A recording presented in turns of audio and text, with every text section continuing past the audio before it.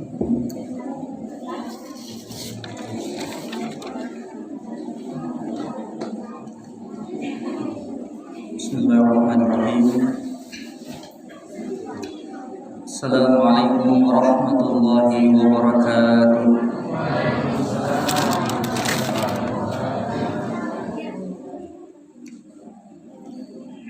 Innal hamdalillah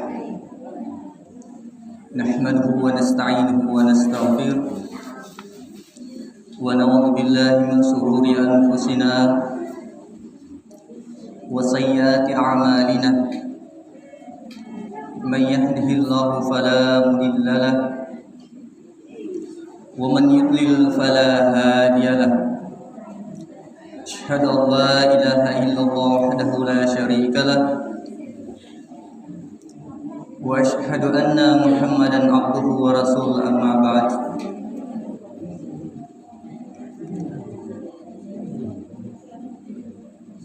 Faqala Allah Ta'ala fi kitabil karim, ya ayyuhalladzina amanu taqullaha haqqa tuqatih wa la tamutunna illa wa antum muslimun.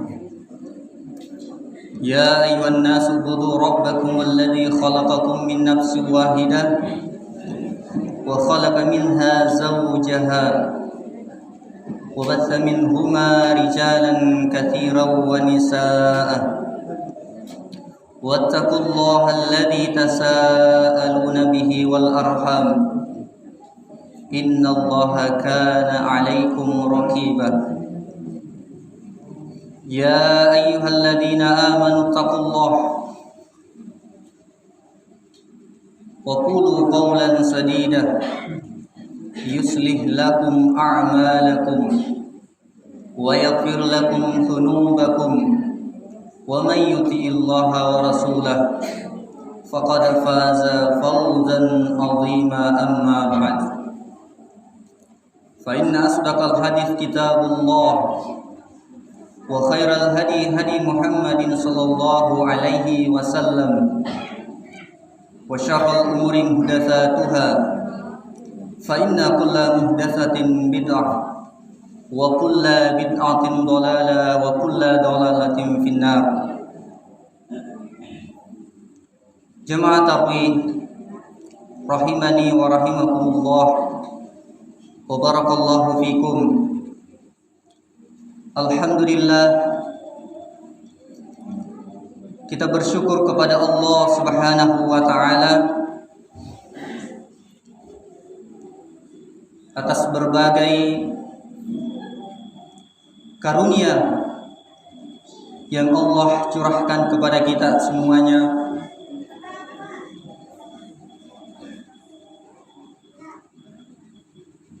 Kita bersyukur kepada Allah Subhanahu wa Ta'ala atas berbagai nikmat yang Allah curahkan kepada kita semua.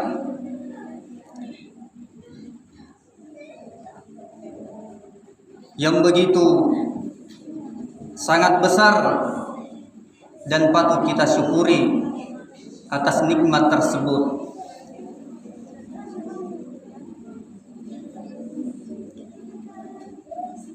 Malam hari ini bertepatan malam ke-9 bulan suci Ramadan. Artinya kita sudah melewati 8 hari melakukan sebuah ketaatan ibadah kepada Allah Subhanahu wa Ta'ala, yang mana Allah Subhanahu wa Ta'ala sudah mensyariatkan kepada kita selaku hamba-hambanya tatkala memasuki bulan suci Ramadan, maka dua hal yang paling pokok dan paling sering kita tegakkan di dalamnya. Yang mana itu? Yang pertama adalah as-shaum fi shahri Ramadan berpuasa di dalam bulan suci Ramadan. Yang kedua adalah qiyamul lail, yakni salat malam atau salat tarawih di dalam bulan suci Ramadan. Apa tujuan daripada disyariatkannya ibadah yang sangat mulia ini? Amalan yang sangat besar ganjarannya, pahalanya di sisi Allah Subhanahu wa taala.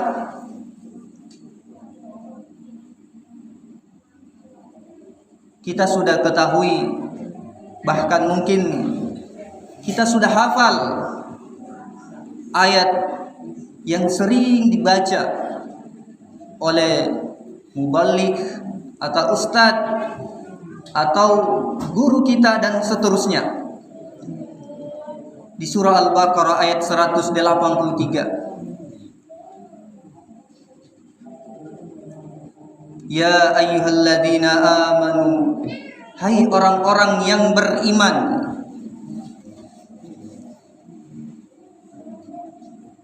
Hai orang-orang yang beriman. Jadi yang dipanggil adalah orang-orang yang beriman. Tahu tak pakamanya karena Allah Subhanahu wa taala dipanggil oleh Allah. Kutiba alaikumus shiyam, telah saya wajibkan, telah saya perlukan kepada kalian, yakni berpuasa. Kama kutiba alal ladina min qablikum la'allakum tattaqun, sebagaimana telah kami wajibkan bagi orang-orang sebelum kalian. Jadi kewajiban ini bukan hanya kita saat ini, tetapi umat-umat terdahulu sudah diwajibkan menegakkan yang namanya as-siyam atau puasa tersebut. Apa hikmah atau tujuan daripada disyariatkannya berpuasa tersebut? Di ayat tadi penghujungnya adalah la'allakum tattaqun, yakni bertakwa kepada Allah Subhanahu wa taala.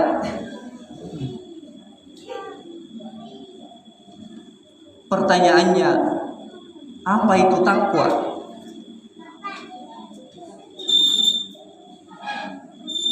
Apa yang dimaksud dengan takwa? Yang sering kita dengar bahwa takwa adalah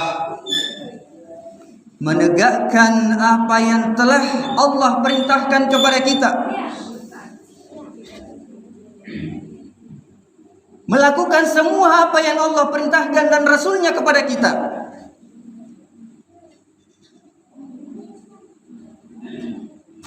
serta meninggalkan apa yang sudah dilarang oleh Allah dan Rasulnya kepada kita semuanya.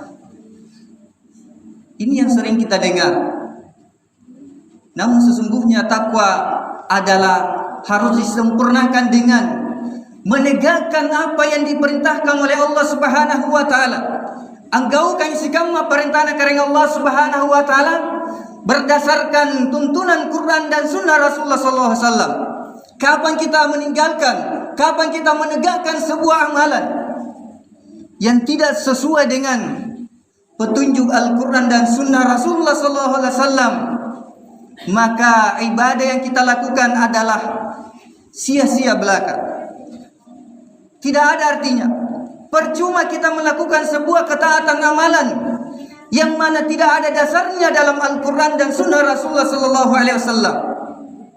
Karena itu Nabi sallallahu alaihi wasallam mengingatkan, man amila amalan laisa lahu amrina fahuwa raddu. Siapa yang melakukan sebuah amalan ketaatan ibadah kepada Allah Subhanahu wa taala yang mana dianggap itu benar, tapi tidak sesuai dengan tuntunan Nabi sallallahu alaihi wasallam, tidak sesuai dengan petunjuk Allah dan Rasulnya, Maka apa kata Nabi? Fahuwa raddu, maka amalannya tertolak, ibadahnya tidak diterima di sisi Allah Subhanahu wa taala. Maka ini syarat yang pertama, orang-orang yang merasa bahwa kita adalah orang-orang yang memiliki ketakwaan kepada Allah Subhanahu wa taala, maka hendaknya kita perhatikan ini. Perhatikan bahwa amalan kita benar sesuai dengan petunjuk Allah dan Rasul-Nya. Yang kedua adalah meninggalkan larangan Allah Subhanahu wa taala. Begitu juga harus di atas petunjuk Allah dan Rasul-Nya. Salah satu contoh adalah ketika Allah melarang kita berbuka di siang harinya, maka kita harus yakin bahwa itu adalah benar datangnya dari Allah dan sesuai petunjuk Rasulullah SAW. Maka kita pun meninggalkannya, tidak berbuka di siang harinya tatkala kita benar-benar mampu menegakkan ibadah puasa tersebut.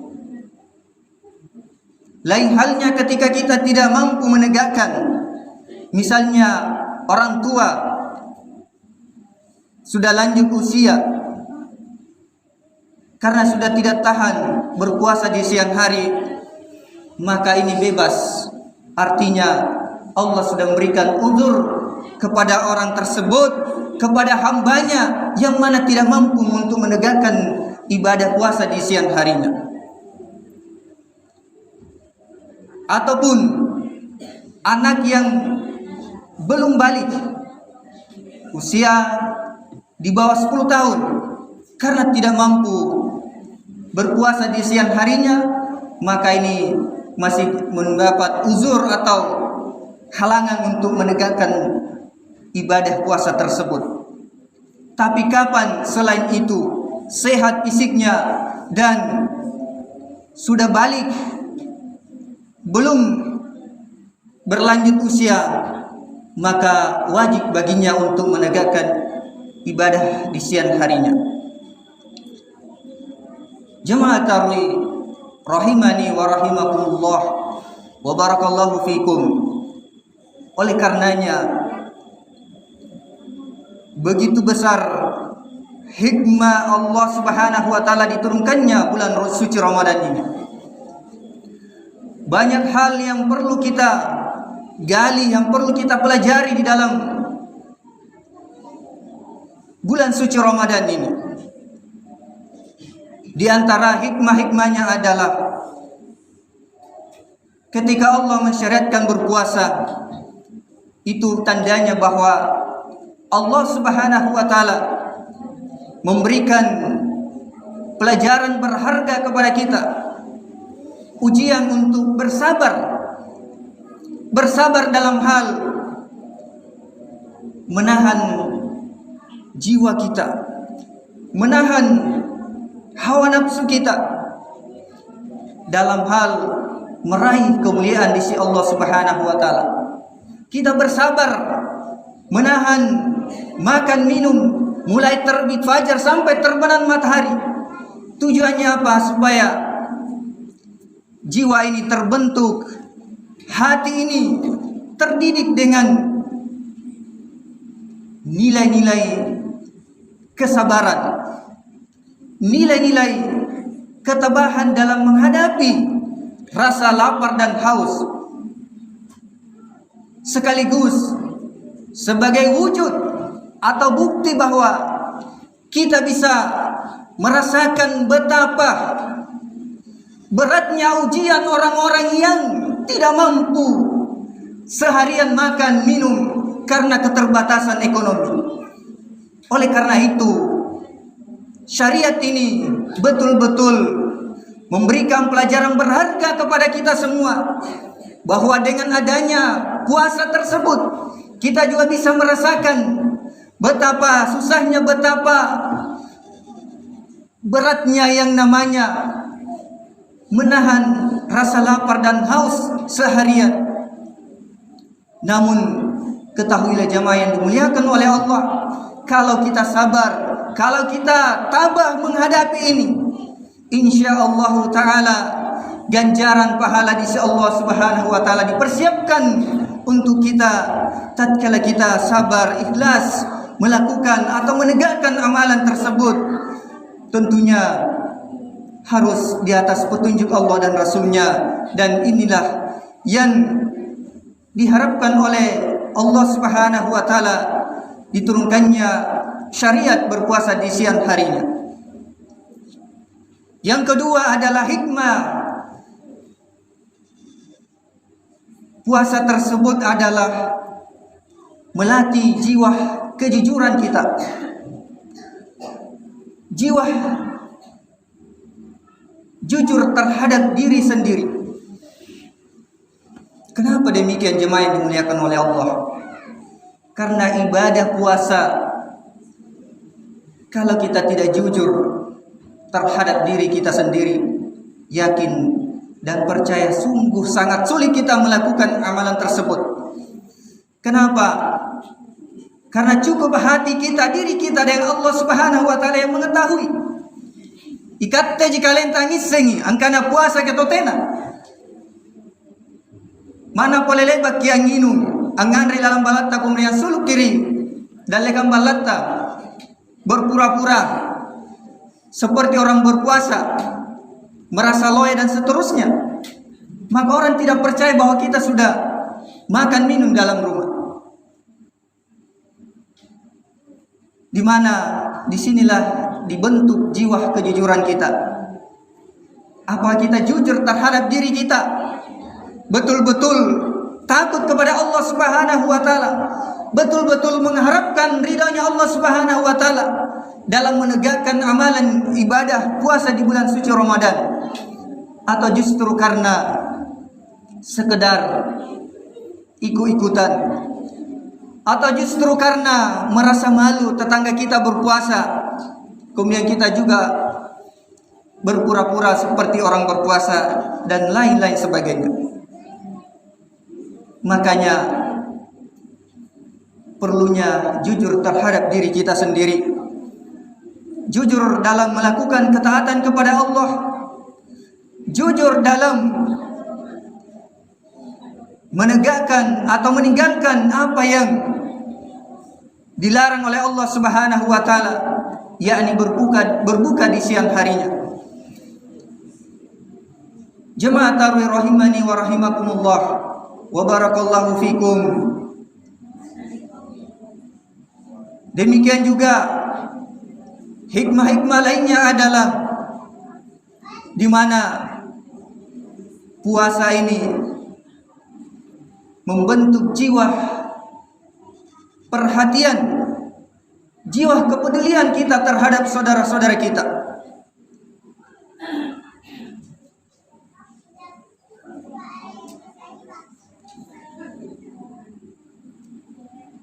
Kita sudah ketahui bahwa memberikan sesuatu kepada saudara kita, misalnya berbuka puasa, adalah merupakan bentuk kepedulian kita kepada saudara kita. Dan inilah yang sering kita lakukan ketika memasuki bulan suci Ramadan. Dan tentunya jamaah yang dimuliakan oleh Allah, jangan amalan kebaikan ini, kepedulian kita ini hanya kita lakukan di bulan Ramadan. Tapi bagaimana jiwa kepedulian ini setelah terbentuk di dalam bulan Ramadan, setelah kita merasa terbiasa sering melakukan kebaikan tersebut di dalam bulan Ramadan, maka teruskanlah kebaikan-kebaikan itu ketika kita sudah keluar di bulan Ramadan. Jangan hanya di bulan Ramadan rajin bersedekah, rajin memberi, rajin menyumbang dan seterusnya, tapi tanamkan dalam jiwa kita ketika sudah melewati bulan Ramadan, insyaallah taala kebaikan itu, amalan itu terus saya akan lakukan. Sampai kapan? Sampai ajal datang menjemput kita.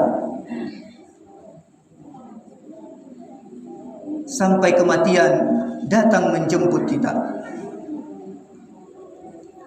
Berfastabiqul khairat, itulah perintah Allah Subhanahu wa taala. Berlomba-lomba dalam kebaikan. Dan ciri orang bertakwa adalah gemar bersedekah. Ciri orang bertakwa, yang mana tujuan dari puasa adalah takwa, dan cirinya orang-orang bertakwa adalah salah satunya adalah senang memberikan sesuatu, senang berinfak, senang bersedekah.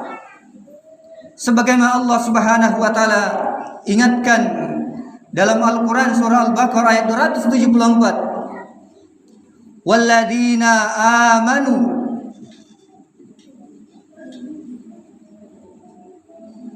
walladzina yunfikuna amwalahum bil-laili wan-nahar sirran wa alaniyah.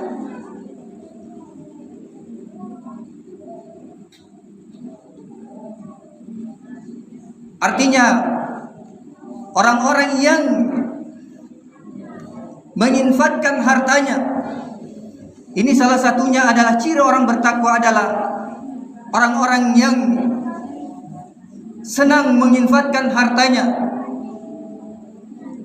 bil-laili, di waktu malam, jadi tidak mengenal waktu, bil-laili wan-nahar, maupun di siang harinya.